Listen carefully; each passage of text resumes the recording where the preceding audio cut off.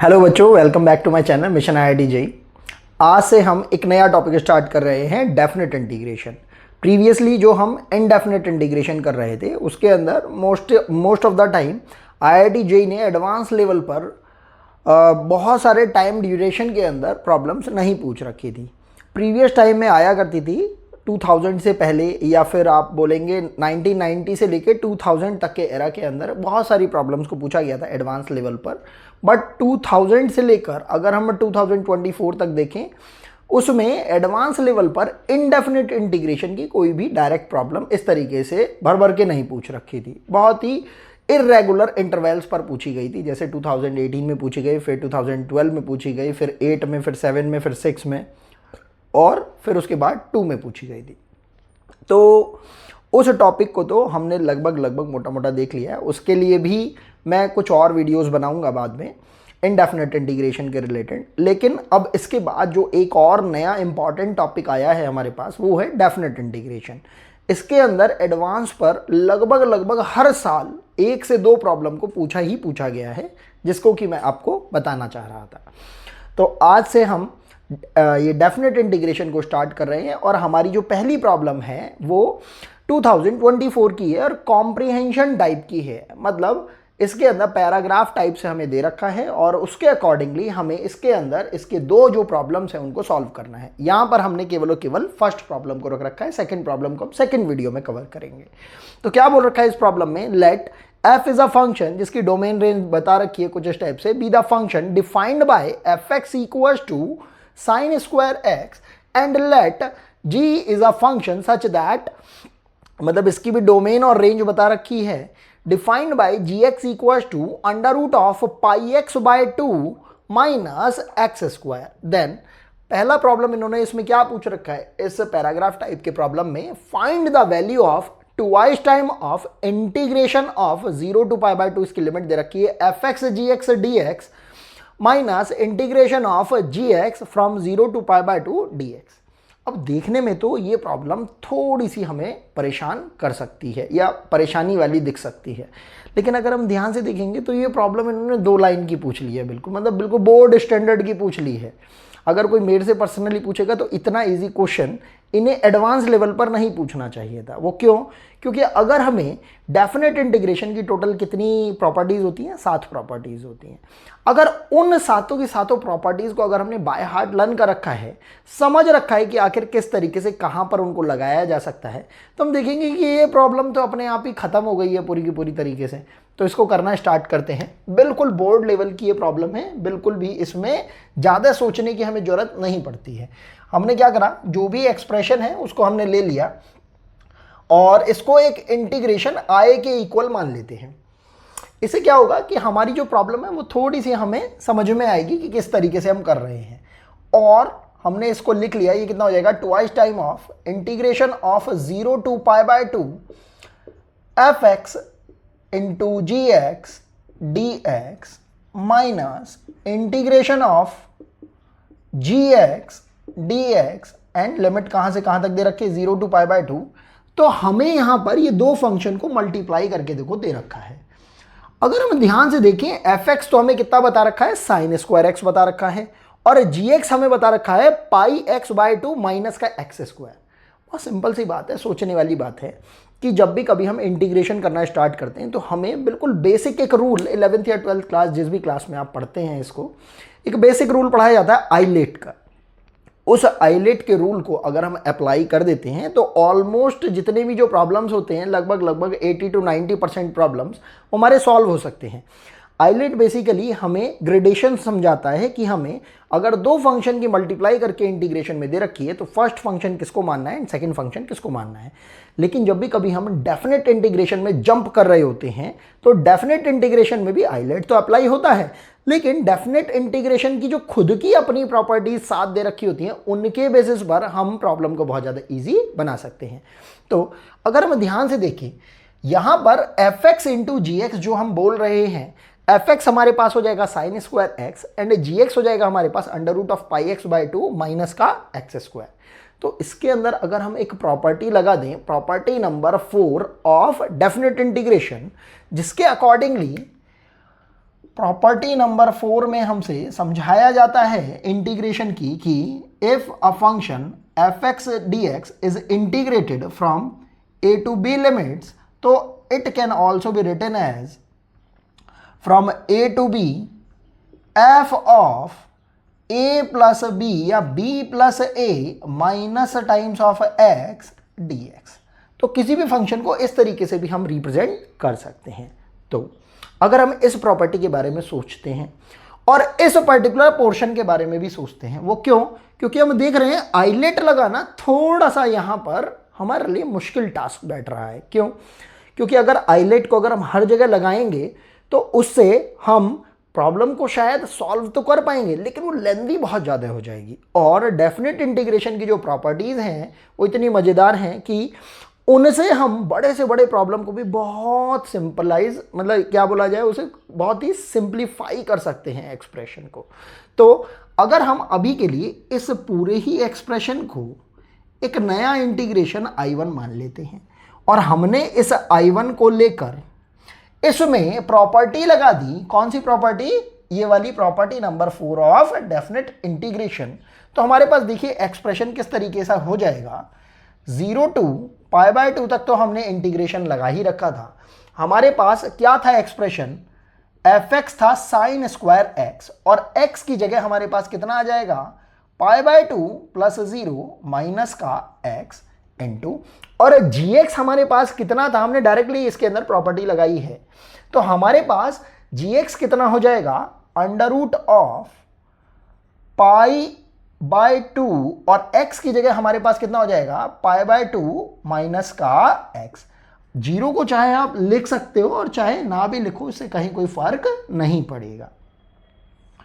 Minus again हमारे पास कितना दे रखा है? X square. तो इसको आप बोल सकते हो कितना? π/2 माइनस एक्स होल स्क्वायर। और इस पूरे के साथ हमें क्या दे रखा है? एक छोटा सा एलिमेंट dx। अब अगर आप चाहो तो इसको थोड़ा सिंप्लीफाई कर सकते हो। कैसे? आपने क्या करा, यहाँ पर अंडर रूट के अंदर इस क्वांटिटी को ले रखा है और आप देख रहे हैं π/2 माइनस एक्स जो है वो या तो कॉमन ले लीजिए या आप चाहे मल्टीप्लाई करके चल सकते हैं। लेट से कि हम इसके अंदर मल्टीप्लाई कर देते हैं, तो हमारे पास क्वांटिटी कितनी बन रही है? π²/4 हमने π/2 की जब अंदर मल्टीप्लाई करी, माइनस π/2 टाइम्स ऑफ एक्स, और यहां पर हमने इस माइनस के साथ इस पूरे के पूरे एक्सप्रेशन को जब ओपन किया तो हम देख रहे हैं ये a माइनस बी का होल स्क्वायर बन रहा है। तो a माइनस बी का होल स्क्वायर कितना हो जाएगा? a स्क्वायर, और क्योंकि माइनस लगा हुआ है तो वो माइनस भी होता चला जाएगा, और यहां पर कितना आएगा?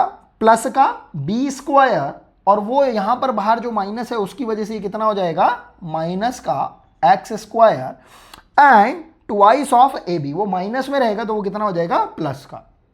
तो हो जाएगा 2 इंटू π/2 इंटू का x। ध्यान से देखेंगे, अब हम देख पा रहे हैं कि यहां पर इस पर्टिकुलर एक्सप्रेशन में हमारे पास ये π²/4 से ये π²/4 कैंसिल आउट हो रहा है, और अगर हम ध्यान से देखें ये 2 से ये 2 भी कैंसिल आउट हो रहा है। अब जो क्वांटिटी जो हमारे पास बच रही है उसको हम थोड़ा सा सिंप्लीफाई अगर कर लेते हैं तो ये हो जाएगा हमारे पास। ध्यान से देखिए, देखो ये πx है और ये माइनस का π/2 x है, तो हमारे पास जो बचने वाली क्वांटिटी कितनी हो जाएगी? π/2 टाइम्स ऑफ x माइनस का x स्क्वायर। तो हम देख रहे हैं कि इस पर्टिकुलर एक्सप्रेशन के ऊपर तो प्रॉपर्टी नंबर 4 लगाकर हमारे पास कहीं भी कोई चेंज नहीं हुआ है, लेकिन जो साइन 90 माइनस थीटा होता है, हमें पता है, हमने ट्रिगो में पढ़ रखा है, sine 90 minus theta first quadrant में ही रहा, लेकिन क्योंकि 90 डिग्री वाला कन्वर्जन है तो ये किस में चेंज हो जाता है? पड़ोसी में चेंज हो जाता है। इस ट्रिग्नोमेट्री रेशोज के कन्वर्जन के ऊपर मैंने एक डिटेल वीडियो बना रखी है, उसका लिंक भी मैं इस पर्टिकुलर वीडियो के अंदर शेयर कर दूंगा अपने डिस्क्रिप्शन बॉक्स के अंदर। तो आप चाहें तो उस पर्टिकुलर वीडियो को रेफर कर सकते हैं कि कन्वर्जन भी आखिर किस तरीके से इजीली लर्न किए जा सकते हैं। तो यहां से हमारे पास ये कितना हो जाएगा? cos स्क्वायर एक्स, क्योंकि साइन 90 माइनस थीटा कौन से क्वाड्रेंट में फॉल करता है? फर्स्ट क्वाड्रेंट में। फर्स्ट क्वाड्रेंट में जितने भी जो कन्वर्जन रहते हैं हमारे पास 90 डिग्री के अबाउट, नेगेटिव वाले चाहे पॉजिटिव वाले, नेगेटिव वाले चाहे पॉजिटिव वाले, वो सारे के सारे कैसे ही रहेंगे? वो according to the quadrants change होते हैं, लेकिन 90 डिग्री वाले जो रहेंगे वो से अपने पड़ोसी में चेंज हो जाते हैं। मतलब जैसे जो साइन है वो कॉस में हो जाएगा, टेन है जो वो कॉट में हो जाएगा, कॉट टेन में हो जाएगा, कॉस साइन में हो जाएगा। तो ये पर्टिकुलर एक्सप्रेशन हमारे पास कितना हो जाएगा, ध्यान से देखेंगे, twice time of integration of 0 to π/2 और ये साइन स्क्वायर π/2 माइनस एक्स हो जाएगा कॉस स्क्वायर एक्स इंटू, और ये क्वांटिटी तो हमारे पास सेम टू सेम gx के बराबर ही आ रही है, हो जाएगा π/2 x minus x square dx। अब हम देख रहे हैं हमारे पास जो I1 है, एक तो I1 इस टाइप का आ रहा है जिसके अंदर हमारे पास fx कितना आ रहा है, साइन स्क्वायर एक्स, और एक I1 हमारे पास इंटीग्रेशन जो अभी हमने इसको एज्यूम किया था I1, उसमें साइन स्क्वायर की जगह क्या आ रहा है, कॉस स्क्वायर एक्स आ रहा है। और ये तो बात हम समझते हैं कि अगर हमने इन दोनों ही इंटीग्रेशंस को अगर ऐड कर दिया, मतलब सेम ही टाइप के I1 को अगर हमने ऐड कर दिया, तो हम समझ पा रहे हैं sine square x plus cos square x तो कितना हो जाएगा, 1 हो जाएगा। और यहाँ से हमारी जो मेन डिफिकल्टी है वो पूरी की पूरी यहाँ से गायब हो जाएगी, क्योंकि जो दो फंक्शन आपस में जो मल्टीप्लाई हो रहे हैं और जिनको कि हम आइलेट से करने की सोच रहे थे, जो कि हो जाएगा उससे भी, लेकिन बहुत ज़्यादा लेंदी हो जाता प्रॉब्लम, वहाँ पर हमने डेफिनेट इंटीग्रेशन की एक प्रॉपर्टी को समझा और फिर लगाया, तो वहाँ से प्रॉब्लम बिल्कुल 2 लाइन की हो जाती है। देखेंगे जब हमने इस I1 को इसके ओरिजिनल पार्ट I1 से जब ऐड कर दिया, क्योंकि ये I1 ही हमारे पास कितना बन रहा होता, ध्यान से देखेंगे, I1 अगर हमने ओरिजिनली अगर देखा होता तो वो कितना बन रहा था, twice time of integration of 0 to π/2 fx की अगर हम वैल्यू रख रहे होते तो वो कितना बनता, sine square x, and gx हमारे पास कितना बन रहा होता, π/2 टाइम्स ऑफ x माइनस का एक्स स्क्वायर, इसके साथ था dx। तो इस I1 के साथ जब मैं इस फाइनल I1 को जब ऐड कर रहा होता तो ये हो जाता I1 plus I1 equals to, ध्यान से देखेंगे इस पूरे में ही हम 2 को कॉमन ले सकते हैं, और क्योंकि ये जो हमारे पास यहाँ लिमिट्स दे रखे हैं वो भी सेम है, तो अंदर वाली क्वांटिटी हमारे पास आ जाएगी किस तरीके से, 0 to π/2, और हम इस पूरी की पूरी क्वांटिटी में से कुछ कॉमन ले सकते हैं, और वो कॉमन लेने वाला पार्ट कौन सा है, gx वाला। तो ये हो जाएगा हमारे पास under root of π/2 times of x minus का एक्स स्क्वायर, और इन दोनों में ही हमारे पास कॉमन लेने के बाद जो क्वांटिटी बच रही है उसको हमने लिख लिया, वो कितना हो गया, sine square x plus cos square x dx के साथ। तो अब हम यहां पर देख पा रहे हैं इस क्वांटिटी की वैल्यू तो कितनी हो गई हमारे पास, 1। अब यहां से I1 प्लस I1 तो कितना हो जाएगा हमारे पास, ट्वाइस टाइम ऑफ I1। तो ट्वाइस टाइम ऑफ I1 के साथ हमारे पास कितनी वैल्यू आ रही है, twice time of integration of 0 to π/2 under root में π/2 टाइम्स ऑफ x माइनस का एक्स स्क्वायर। अब यहां से इस 2 से इस 2 को कैंसिल आउट कर सकते हैं, और क्योंकि इस पूरी क्वांटिटी को हमने I1 माना था और इस पूरे इंटीग्रेशन को हमने इंटीग्रेशन I माना था, तो वहां पर हम इस I1 की वैल्यू इस इंटीग्रेशन फुल I के अंदर रख सकते हैं। तो हमारे पास I हो जाएगा I1, और यहां पर माइनस में दे रखा था इंटीग्रेशन ऑफ 0 to π/2, और gx ही दे रखा था, तो ये कितना हो जाएगा, under root of π/2 x minus का एक्स स्क्वायर dx। और हम यहाँ समझ पा रहे हैं I1 की वैल्यू तो अभी अभी हमने कैलकुलेट करी है, वो कितनी है, 0 to π/2 under root of π/2 times of x minus x square dx minus integration of 0 to π/2 under root of π/2 times of x minus x square dx। यहाँ से हम समझ पा रहे हैं कि जो फंक्शन था हमारा बेसिकली वो gx में ही कन्वर्ट हो गया था, और यहाँ पर भी gx है, यहाँ पर इसकी जो लिमिट्स दे रखी है वो भी सेम है, बस एक माइनस का साइन बीच में लगा हुआ है। तो ऑब्वियसली हमारे इस इंटीग्रेशन की वैल्यू कितनी आ रही है, 0। तो ये डेफिनेट इंटीग्रेशन की ब्यूटी है कि बिना बहुत ज़्यादा प्रॉब्लम के अंदर फॉर्मूलाज को अप्लाई करके हमें रिजल्ट मिल जाता है इजीली। हमने बस प्रॉपर्टी का यूज़ करा, आइलेट का भी हमें यूज़ नहीं करना पड़ा यहाँ पर, और हमारे पास आंसर इजीली आ गया। तो इस पर्टिकुलर फर्स्ट प्रॉब्लम का कॉम्प्रिहेंशन के इस फर्स्ट प्रॉब्लम का आंसर हमारे पास कितना आ रहा है, 0। यही हमारा रिक्वायर्ड आंसर हो जाएगा। आई होप आपको ये प्रॉब्लम समझ में आई होगी। तो अब इसके सेकेंड प्रॉब्लम की तरफ मूव करते हैं।